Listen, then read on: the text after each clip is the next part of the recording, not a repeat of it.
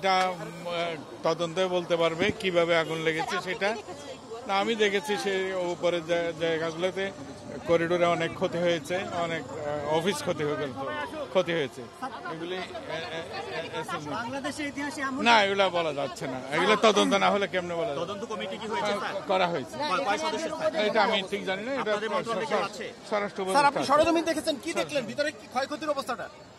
ক্ষয়ক্ষতির অবস্থাটা সেখানে ভিতরে পড়েছে অফিস এবং করিডোরে অনেক অনেক ক্ষয়ক্ষতি হয়েছে। সেটা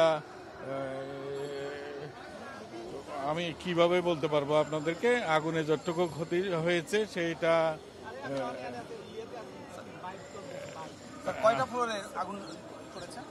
এটা 4টা। কোন কোন মন্ত্রণালয় ক্ষতিগ্রস্ত হয়েছে? কোন কোন মন্ত্রণালয় ক্ষতিগ্রস্ত? আমি পুরাটা কি মনে করছেন স্যার, এটা কেন এরকম ঘটনা ঘটলো? কি মনে করেন, এটা কি নাশকতা মনে করেন? উপদেষ্টা আসিফ মাহমুদ, আপনাদের উপদেষ্টা স্যার উপদেষ্টা আসিফ মাহমুদ বলছে এটা ষড়যন্ত্র। তদন্ত না হওয়ার আগে বলা যাচ্ছে না এটা কি হয়েছে। এটার জন্য তদন্ত কমিটি করা হয়েছে, তদন্তের পরে বলা যাবে।